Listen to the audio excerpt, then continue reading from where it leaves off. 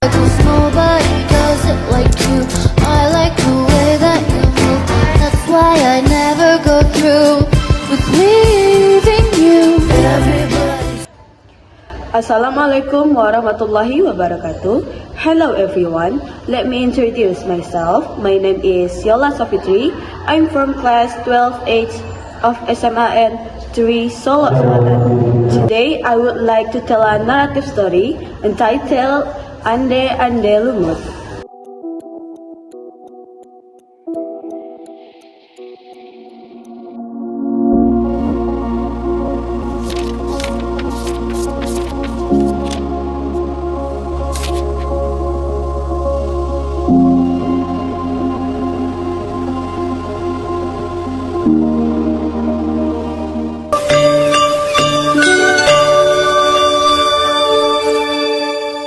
A long time ago, there were two large kingdoms in the East Java region named the Kingdom of Jenggala and the Kingdom of Kediri. The Kingdom of Jenggala was led by Raja Jayanegara and the Kingdom of Kediri was led by King Jayanggrana.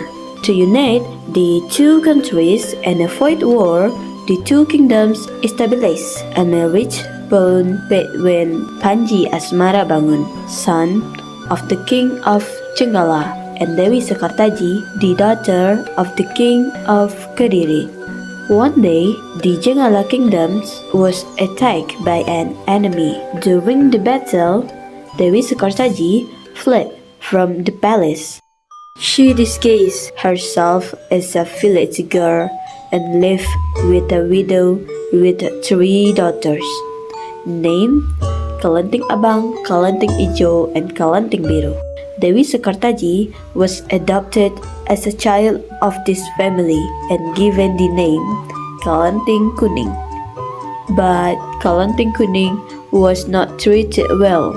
Every day she was told to do housework such as washing, cooking, and cleaning the house. Her 3 stepsisters were very lazy and they usually just told her to do their chores. Kalenting Kuning, where's my clothes? Where's my scarf too? Okay, sister. Eventually, the Jenggala kingdom was saved. Panji Asmarabangun had succeeded in defeating his enemy who attacked him. But he was sad because Dewi Sekartaji had left the palace. He was determined to look for her. He told the guard to find the whereabouts of Dewi Sekartaji. After a while, a bodyguard reported that he had met a girl who looked like Dewi Sekartaji in a village. Panji Asmarabangun went to Dadapan village. This village was located next to the village where Kalenting Kuning lived. He lived in Mbok Randa's house, became Mbok Randa's adopted child, and disguised himself as Ande Ande Lumut, who was looking for a wife.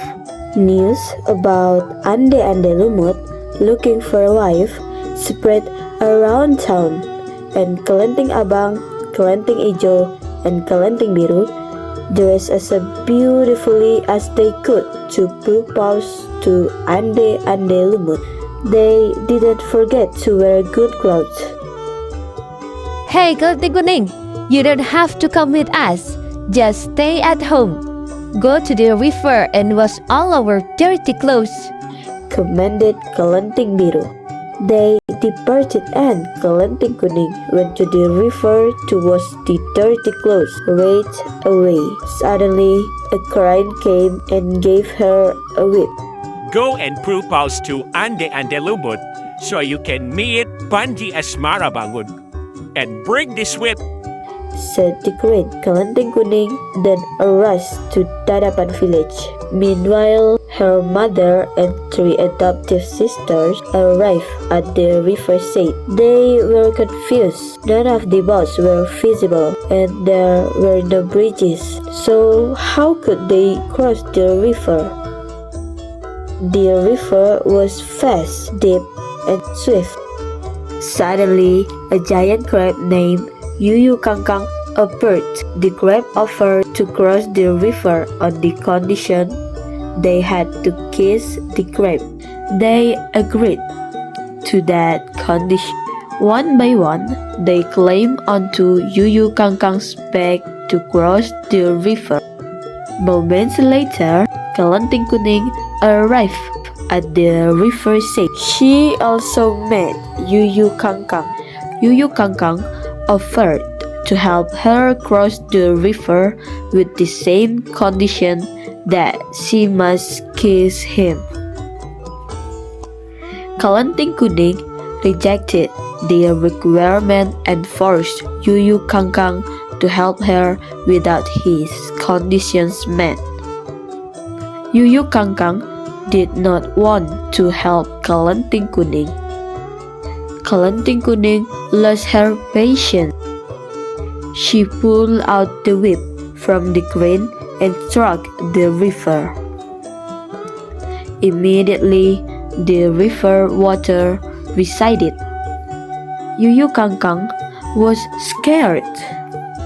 Finally, he agreed to help Kelenting Kuning cross the river. Kelenting Kuning immediately went up onto Yuyu Kangkang's back and got to the other side of the river. Her mother and 3 stepsisters arrived first at Mbok Randa's house. One by one, Kelenting Abang, Kelenting Ijo, and Kelenting Biru showed their beauty to Ande-Ande Lumut. However, none of them was chosen because they had kissed Yuyu Kangkang.